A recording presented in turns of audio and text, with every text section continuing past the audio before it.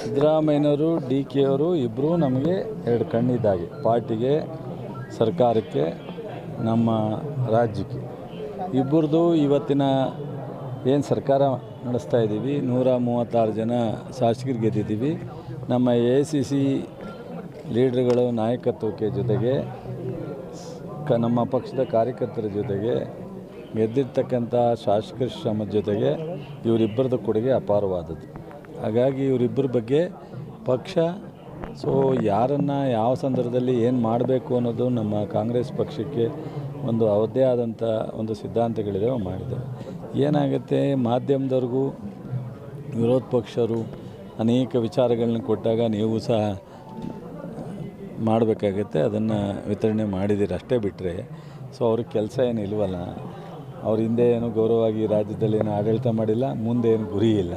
ಅವರು ಇನ್ನೇನು ನಮ್ಮನ್ನು ಟೀಕೆ ಮಾಡಬೇಕು, ನಮ್ಮ ಪಕ್ಷನ ಕಾಲೆಳಿಬೇಕು, ಇಷ್ಟೇ ಕೆಲಸ. ಹಾಗಾಗಿ ಅಷ್ಟೇ ಬಿಟ್ಟರೆ ಸಿದ್ದರಾಮಯ್ಯನವರು ಡಿ ಕೆ ಅವರು ಇಬ್ಬರ ಮಧ್ಯದಲ್ಲಿ ಯಾವುದೇ ಭಿನ್ನಾಭಿಪ್ರಾಯ ಇರಲಿಲ್ಲ.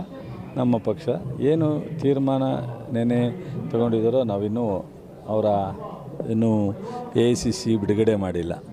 ಅವರು ನಾಳೆ ಬಹುಶಃ ಬಿಡುಗಡೆ ಮಾಡ್ತಾರೋ ಅಥವಾ ಈಗ ಬರೀ ರಾಜ್ಯಸಭಾ ಮತ್ತು MLC ವಿಚಾರ ಮಾತನಾಡಿದ್ದೀವಿ ಅಂತಾರೆ, ಅದ್ರ ವಿಚಾರ ಬಿಡುಗಡೆ ಮಾಡ್ತಾರೋ. ನಮ್ಮ ಪಕ್ಷದ ವರಿಷ್ಠರು ಏನು ಸಂದೇಶ ಕೊಡ್ತಾರೋ ಗೊತ್ತಿಲ್ಲ. ಇಬ್ಬರನ್ನು ಕರೆದಿದ್ರು, ಇಬ್ಬರು ಹೋಗಿದ್ದಾರೆ, ಚರ್ಚೆ ಆಗಿದೆ, ಬಂದಿದೆ. ವಿಚಾರ ಬಂದ ಮೇಲೆ ವಿಚಾರ ಏನು ಅಂತ ಸಿದ್ದರಾಮಯ್ಯ ಅವರು ರಾಜೀನಾಮೆ ಕೊಡ್ತಾರೆ ಅಂತ ನಿರ್ಧಾರ ಆಗಿದೆ. ನನಗೇನು ಅದು ಗೊತ್ತಿಲ್ಲ ವಿಚಾರ. ನಾನು ಡೆಲ್ಲಿಗೂ ಹೋಗಿರಲಿಲ್ಲ, ನಾನು ಬೆಂಗಳೂರಲ್ಲೇ ಇದ್ದೆ. ಇವತ್ತು ಇಲ್ಲೊಂದು ಕಾರ್ಯಕ್ರಮ ಆಯಿತು, ಸ್ನೇಹಿತರದು ಬಂದಿದೆ, ಯಾವುದೋ ಒಂದು ಮದುವೆ ಇದೆ, ಹೋಗ್ತಾ ಇದ್ದೀನಿ, ವಾಪಸ್ ಬೆಂಗಳೂರಿಗೆ ಹೋಗ್ತೀನಿ. ನಮಗೆ ಇಲ್ಲಿವರೆಗೆ ರಾಜೀನಾಮೆ ವಿಚಾರನೂ ಗೊತ್ತಿಲ್ಲ ಅಥವಾ ಹೊಸ ನಾಯಕತ್ವ ಘೋಷಣೆನೂ ಗೊತ್ತಿಲ್ಲ. ಬಟ್ ನೆನ್ನೆ ನಾನು TV ವಿಲಿ ನೋಡಿದಾಗ ವೇಣುಗೋಪಾಲರು ಬರೀ ರಾಜ್ಯಸಭಾ ಮತ್ತು MLCಯ ವಿಚಾರ ಚರ್ಚೆ ಮಾಡಿದ್ದೀವಿ ಅಂದಿದ್ದು ಅಷ್ಟೇ ಗೊತ್ತಿರೋದು. ಉಳಿದಿದ್ದೇನಾರು ಇದ್ದರೆ ಮುಂದುವರೆದು CM ಬದಲಾವಣೆ ಸಾಕಷ್ಟು ಚರ್ಚೆ ಆಗ್ತಾರೆ. ಅದೇ ಏನೇ ಇದ್ರೂ AICCನೇ ತೀರ್ಮಾನ, ಪಕ್ಷನೇ ತೀರ್ಮಾನ.